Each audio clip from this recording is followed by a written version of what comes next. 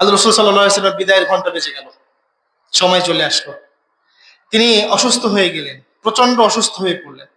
হ্যাঁ, অসুস্থ হওয়ার পরে তিনি অন্যান্য স্ত্রীদের কাছ থেকে অনুমতি নিয়ে, বরং অন্যান্য স্ত্রীরাই বললেন রাসূল সাল্লাল্লাহু আলাইহি ওয়াসাল্লাম আয়েশাকে সবচেয়ে বেশি ভালোবাসেন, সবচেয়ে বেশি পছন্দ করেন, তাহলে আমাদের যত ভাগ আছে ভাগগুলো সব আয়েশাকে দিয়ে দিলাম। রাসূল আয়েশা সিদ্দিকা রাদিয়াল্লাহু আনহার ঘরে এসে উঠলেন। প্রচন্ড অসুস্থ রাসূল, সে অসুস্থতার মধ্যে আল্লাহ রাসূল সাল্লাল্লাহু আলাইহি ওয়াসাল্লাম আয়েশা সিদ্দিকা রাদিয়াল্লাহু আনহার ঘরে এসে উঠলেন। এবং যেহেতু মসজিদের সাথে রাসূলের ঘর, তো একটু পর পর তিনি সাহাবীদেরকে নিয়ে বসেন আর তাদেরকে বারবার ওসিয়ত করেন, নসিহত করেন, বারবার দিক নির্দেশনা দিতে থাকেন। সময় তো কাছাকাছি চলে আসছে, এত সময় নাই হাতে। তিনি বারবার সাহাবীদেরকে বিভিন্ন বিষয়ে দিক নির্দেশনা দেন, কখনো ওসিয়ত করেন, কখনো নসিহত করেন। এই পুরো সময়ের মধ্যে রাসূল সাল্লাল্লাহু আলাইহি ওয়াসাল্লাম খুবই অসুস্থ ছিলেন।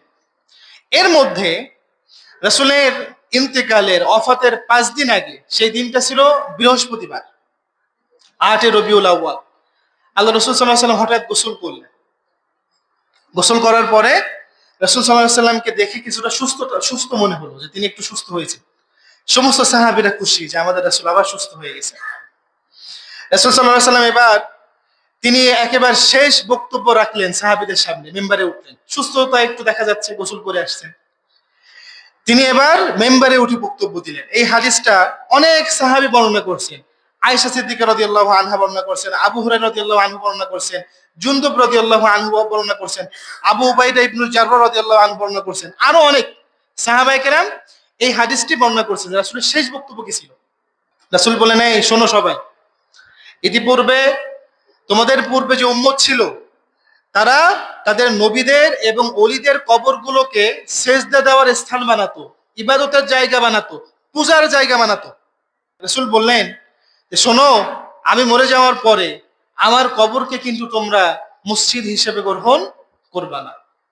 তাহলে প্রথম বললেন যে পূর্বের জামানায় যারা ছিল, তোমাদের আগে যারা ছিল, তারা তাদের নবীদের ওলিদের কবরকে কি বানাতো? মসজিদ বানাতো। তোমরা কিন্তু আমার কবরকে মসজিদের জায়গা বানাবা না।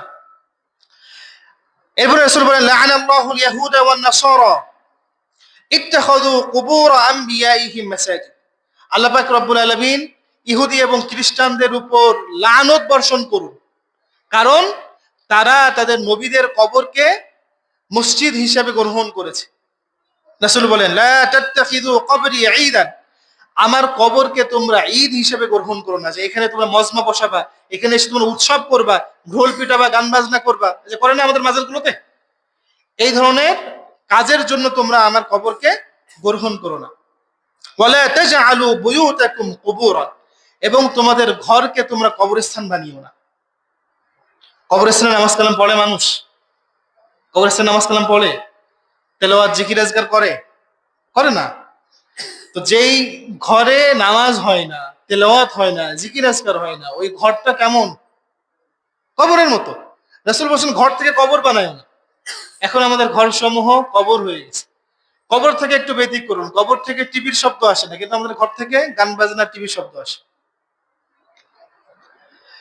এরপরে আল্লাহ রাসূল সাল্লাল্লাহু আলাইহি ওয়াসাল্লাম বলেন, ওয়া হাইসুমা কুনতুম ফাসাল্লু আলাইয়া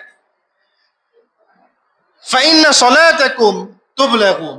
রাসূল বলেন, তোমরা যে অবস্থায় যেখানে থাকো না কেন আমার প্রতি দুরূদ পাঠ করতে থাকো, কেননা তোমরা যখনই দুরূদ পাঠ করবা ওই দুরূদ আমার কাছে পৌঁছে দেওয়া হবে। এরপর রাসূল বলেন, আল্লাহুম্মা লা তাজআল কবরি ওয়াসনান ইউবাদু। রাসূল বললেন যে হে আল্লাহ, আমার কবরটাকে আপনি পূজনীয় করেন না, পূজা করার জায়গা বানায়েন না, যেখানে এসে মানুষ ইবাদত বন্দেগী করবে। এরপর রাসূল বলেন, আশাদ্দু গাদাবিল্লাহি আলা কওমিন ইত্তাখাযু কুবুর আমবিয়াইহিম মাসাজিদ। রাসূল বলেন, আল্লাহ তাআলা সবচেয়ে কঠিন গজব হচ্ছে ওই সমস্ত কওমের উপরে, যে সমস্ত কওম তাদের নবীদের কবরকে মসজিদ হিসাবে গ্রহণ করে।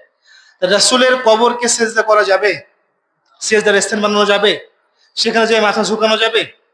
দোয়া করা যাবে? দোয়া চাওয়া যাবে? যাবে না। রাসূলের কবরের কাছে না গেলে খান জাহানে আলীর কবরের কাছে যেতে করা যাবে নাকি? যাবে না? বাবা শাহজালালের কবরে যেয়ে, শাহপরানের কবরে যেয়ে, রাসূলের কবরে না গেলে এগুলোর কথা আছে? যারা করে শিরিক করছে সরাসরি। ওখানে যে কয়টা আছে নামধারী বড় বড় টুপি পরে আছে, এক একটা বড় বড় মুশরিক। যাই হোক, ওদিকে আলোচনা নিচ্ছি না।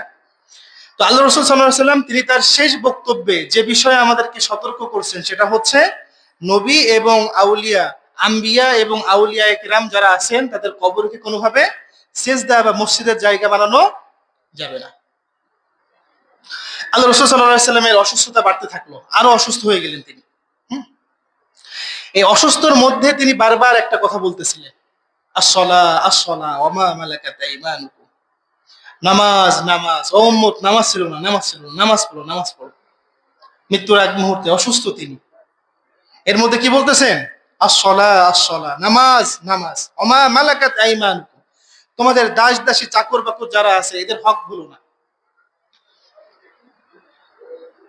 এই পর্যন্ত আল্লাহ রসুল সাল্লাল্লাহু আলাইহি ওয়াসাল্লাম বৃহস্পতিবার মাগরিবের সালাত পর্যন্ত একাধারে তিনি নামাজ পড়িয়েছেন, নামাজের ইমামতি করছেন তিনি। এরপরে হঠাৎ তিনি এত অসুস্থ হয়ে পড়লেন যে তিনি, এই যে মসজিদের সাথেই তো তার ঘর ছিল, তো এই মসজিদ থেকে, ওই ঘর থেকে এসে মসজিদে দাঁড়িয়ে নামাজ আদায় করবেন, হেঁটে আসবেন, সেই শক্তি রাসূলের হচ্ছিল না। তখন তিনি আবু বকর রাদিয়াল্লাহু আনহুকে নির্দেশ দিলেন যে আবু বকর, আমার জায়গায় দাঁড়ায় তুমি এখন থেকে নামাজ আদায় করবে, তুমি নামাজ পড়াবা, সাহাবীরা তোমার পিছনে নামাজ আদায় করবে। আবু বকর রাদিয়াল্লাহু আনহু রাসূলের জায়গায় দাঁড়ায় নামাজ আদায় করছে। আল্লাহর হাবিব সাল্লাল্লাহু আলাইহি ওয়াসাল্লাম সোমবার দিন ভোরে তিনি, ফজরের নামাজ হচ্ছে যখন, তিনি ঘর থেকে একটু উঠলেন, উঠে পর্দা সরালেন ঘর থেকে। এখান থেকে যদি পর্দা সরানো যায়, দেখা যাচ্ছে না এবার থেকে, রাসূল সাল্লাল্লাহু আলাইহি ওয়াসাল্লাম আয়েশা সিদ্দিকা রাদিয়াল্লাহু আনহার ঘর থেকে এসে পর্দা সরায় ভিতরে তাকালেন। তার মুখে হাসি দেখা গেল, আনন্দ ফুটে উঠে বোঝা যায় না। আল্লাহ রসুল নামাজের দৃশ্য দেখে আনন্দিত হলেন। সাহাবীরা এতটা খুশি হলো যে রাসূল নিজের পায়ে দাঁড়াইছেন, তিনি পর্দা সরাইছেন, মনে হয় আমাদের মধ্যে এসে নামাজ পড়াবেন। উনি আনন্দ ঠেলায় নামাজ ছেড়ে তার উপক্রম হলেন। আবু বকর রাদিয়াল্লাহু আনহু তিনি জায়গা ছেড়ে পিছনের দিকে আসতেছেন, রাসূল জায়গা করে দেবেন, রাসূলের নামাজ পড়াবেন। রাসূল বললেন, ওখানে থাকো, তুমি ওখানে নামাজ পড়ো। রাসূল চলে গেলেন, তিনি শুয়ে পড়লেন। সকালে ফাতেমা রাদিয়াল্লাহু আনহা আসলেন, আসার পরে আল্লাহ রাসূল সাল্লাল্লাহু আলাইহি ওয়াসাল্লাম ফাতেমা রাদিয়াল্লাহু আনহার কানে কিছু কথা বললেন। যখনই শুনলেন কেঁদে ফেললেন। আবার রাসূল সাল্লাল্লাহু আলাইহি ওয়াসাল্লাম কানে কানে আবার কথা বললেন, এবার তিনি হেসে উঠলেন। যখন রাসূল সাল্লাল্লাহু আলাইহি ওয়াসাল্লাম ইন্তেকাল করলেন, জিজ্ঞাসা করা হলো যে ফাতেমা, তুমি প্রথমে কাঁদলে পরে হাসলে কেন? তিনি বললেন, আল্লাহর হাবিব সাল্লাল্লাহু আলাইহি ওয়াসাল্লাম প্রথমে আমার কানে বলেছিলেন যে এই যে অসুস্থ হয়েছি, এই অসুস্থতায় আমার মৃত্যু হবে, এই অসুস্থতা থেকে আমার আর মুক্তির কোনো উপায় নেই, আমি মারা যাব। এটা শুনে আমি কাঁদলাম। এরপরে আমি আবার হাসলাম কেন? কারণ হচ্ছে রাসূল আমাকে বললেন যে আমার মৃত্যুর পরে আমার পরিবারের মধ্যে আমি সবার আগে যার সাথে মিলিত হব তিনি হলে তুমি ফাতেমা। মানে আমার পরিবারের মধ্যে সবার আগে যিনি মারা যাবেন আমার মৃত্যুর পরে তিনি হলে তুমি। তো আমি তো সবার আগে আমার বাবার সাথে মিলিত হব, এই খুশিতে আমি কান্না করছি। এবং সত্যিই তাই, আল্লাহ রাসূল সাল্লাল্লাহু আলাইহি ওয়াসাল্লামের মৃত্যুর পরে রাসূলের পরিবারের মধ্যে সবার আগে যিনি মারা যান তিনি ফাতেমা রাদিয়াল্লাহু আনহা। আল্লাহ রাসূল সাল্লাল্লাহু আলাইহি ওয়াসাল্লাম মৃত্যুর সময় কিছুই রেখে যাননি, কোনো সম্পদ ছিল না তার। হ্যাঁ, তার সম্পদ আল্লাহ দেননি এমন না, তিনি একটা রাষ্ট্রের প্রেসিডেন্ট, গনিমতের 1/5 সম্পত্তি তার। তিনি চাইলে অঢেল সম্পত্তি জমাতে পারতেন, কিন্তু তিনি কি করতেন, সমস্ত সম্পদ দিয়ে দিতেন। কোন কোন সময় পরিবারের জন্য কিছু রাখতেন, কোন কোন সময় রাখতেন না, সব দান করে দিতেন। রাসূল সাল্লাল্লাহু আলাইহি ওয়াসাল্লাম যেদিন ইন্তেকাল করলেন তার আগের দিনও তার ঘরে কয়েকটি দিনার ছিল, স্বর্ণ মুদ্রা ছিল। তিনি যে স্ত্রীর ঘরে আছেন সেই স্ত্রীর নাম আয়েশা সিদ্দিকা, তার বয়স তখন 19 বছর। 19 বছরের একজন নারীকে তিনি রেখে যাচ্ছেন যিনি আর কখনো বিবাহ করতে পারবেন না। তার ঘরে কয়েকটা দিনার আছে, রাসূল বারবার জ্ঞান হারাচ্ছেন, সংজ্ঞা হারাচ্ছেন। জ্ঞান ফেরার সাথে সাথে বলছে, আয়েশা ওই টাকাগুলোকে সদকা করছো? আবার তিনি জ্ঞান হারাচ্ছেন, জ্ঞান ফিরে বলছে, এখন সদকা করোনি, আমি কি টাকা রেখে মরে যাবো? পরে আয়েশা সিদ্দিকা রাদিয়াল্লাহু আনহা হম্বি করে সেগুলো সদকা করে দিয়েছে। আয়েশা সিদ্দিকা রাদিয়াল্লাহু আনহা বলেন, যখন রাসূল দুনিয়া থেকে বিদায় নিয়ে চলে গেছেন আমার ঘরে কয়েকটা জব ছাড়া আর কিছুই ছিল না, বরং ঋণ ছিল। কি ঋণ? আল্লাহ রসুল, আমি কয়েক সপ্তাহ আগে ওই বন্দুক নিয়ে প্রশ্ন করলে উত্তর দিয়েছিলাম যে আল্লাহর হাবিব সাল্লাল্লাহু আলাইহি ওয়াসাল্লাম নিজের বর্ম যেটা সেটা এক ইহুদির কাছে জমা রেখে আপনার 60 শ কেজির হিসেবে প্রায় 200 কেজি জব নিছিল।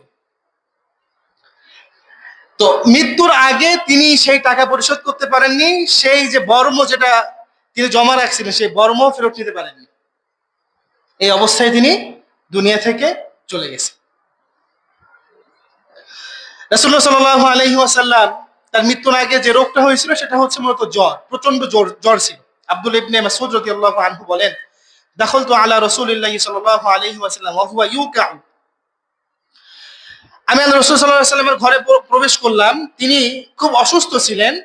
তো আমি তার শরীরে স্পর্শ করলাম, তার গায়ে হাত দিলাম। গায়ে হাত দেওয়ার পরে আমি বললাম, হে আল্লাহ রাসূল সাল্লাল্লাহু আলাইহি ওয়াসাল্লাম, আপনার তো প্রচন্ড জ্বর। রাসূল বললেন, তোমাদের দুইজন মানুষের যে পরিমাণ জ্বর হয় আল্লাহ তাআলা আমাকে সমপরিমাণ জ্বর দান করছে। কি কষ্ট! দুইজনের যে জ্বর আমার রাসূলের, সেই সমপরিমাণ জ্বর আল্লাহ তাআলা দান করলেন।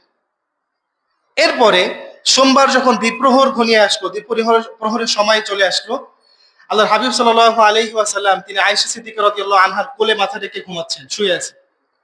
এই সময় আয়েশা সিদ্দিকা রাদিয়াল্লাহু আনহার ভাই আব্দুর রহমান তিনি রাসূলের ঘরের মধ্যে প্রবেশ করলেন, তার হাতে একটা মেসওয়াক ছিল। আয়েশা সিদ্দিকা রাদিয়াল্লাহু আনহা দেখলেন যে আল্লাহ রাসূল সাল্লাল্লাহু আলাইহি ওয়াসাল্লাম ওই মেসওয়াকের দিকে তাকায় আছেন। বললেন, ইয়া রাসূলুল্লাহ, আমি কি ওই মেসওয়াক আপনার জন্য নেব? রাসূল বললেন যে হ্যাঁ, ইশারা করলেন মাথা দিয়ে, হ্যাঁ নাও। তিনি নিলেন, রাসূলের হাতে দিলেন। এতটাই দুর্বল, তিনি ওই মেসওয়াকটা চাবাতে পারতেছেন না। পরে বলেন, আমি কি চাবাই দিব? রাসূল মাথা নাড়ালেন, হ্যাঁ। তখন আয়েশা সিদ্দিকা রাদিয়াল্লাহু আনহা তিনি নিজে চাবালেন, চাবায়ে রাসূলকে দিলেন। আল্লাহ রাসূল সাল্লাল্লাহু আলাইহি ওয়াসাল্লাম কয়েকটু ঘষা দিলেন। দেওয়ার সময় হাত থেকে মেসওয়াকটা পড়ে গেল, তিনি আর দিতেও পারলেন না সোজা করে। আল্লাহ রাসূল সাল্লাল্লাহু আলাইহি ওয়াসাল্লামের সামনে পানির একটা পাত্র রাখা ছিল, তিনি হাত ভিজাচ্ছেন বারবার। হাত ভিজায়ে ওই পানি দিয়ে নিজের মুখ মুছতেছেন বারবার। তিনি হাত আসমানের দিকে তুললেন, বলেন, লা ইলাহা ইল্লাল্লাহ, লা ইলাহা ইল্লাল্লাহ। তিনি হাত আসমানের দিকে তুলে বলতেছেন, আল্লাহ ছাড়া কোনো মাবুদ নাই, আল্লাহ ছাড়া কোনো মাবুদ নাই। নিশ্চয় মৃত্যুর কঠিন কষ্ট আছে, নিশ্চয় মৃত্যুর কঠিন কষ্ট আছে। ফাতেমা রাদিয়াল্লাহু আনহা কান্না করতেছেন, বলতেছেন, আল্লাহ, আমার বাবার কি কষ্ট হচ্ছে, আমার বাবা কত কষ্ট পাচ্ছেন। রাসূল বললেন, ফাতেমা, আজকের পরে তোমার বাবার আর কোনো কষ্ট নাই। তোমার বাবার কষ্ট এই কষ্টের মাধ্যমেই শেষ হবে, আজকের পরে তোমার বাবার আর কোনো কষ্ট হবে না। আল্লাহর হাবিব সাল্লাল্লাহু আলাইহি ওয়াসাল্লাম আসমানের দিকে হাত তুললেন। তোলার পরে তিনি দোয়া করলেন, আল্লাহুম্মা গফিরলি ওয়ারহামনি, আল্লাহ আমারে ক্ষমা করেন, আমার প্রতি রহম করেন। এই যে কষ্ট হচ্ছে, এই কষ্টের বিরুদ্ধে আপনি আমার সাহায্যকারী হয়ে যান। আল্লাহ রাসূলের হাত নিচের দিকে নেমে গেল। তিনি বললেন, আল্লাহুম্মা জাআলনি রাফিকিল আলা, আল্লাহ শ্রেষ্ঠ বন্ধুদের সাথে আপনি আমারে মিলাইয়ে দিন। রাসূলের হাত আস্তে আস্তে পড়ে গেল। আয়েশা সিদ্দিকা বুঝতে পারলেন যে রাসূলের মাথা আস্তে আস্তে বুকের মধ্যে ভারী হচ্ছে। রাসূল সাল্লাল্লাহু আলাইহি ওয়াসাল্লাম হাত একেবারে নিচে পড়ে গেল, তিনি তার কবজ হয়ে গেল, তিনি ইন্তেকাল করে দুনিয়া থেকে বিদায় নিয়ে চলে গেলেন। আয়েশা সিদ্দিকা মসজিদের সামনে এসে ডাক দিলেন, শোনো সাহাবীরা, তোমাদের রাসূল দুনিয়ায় নাই, তিনি চলে গেছেন।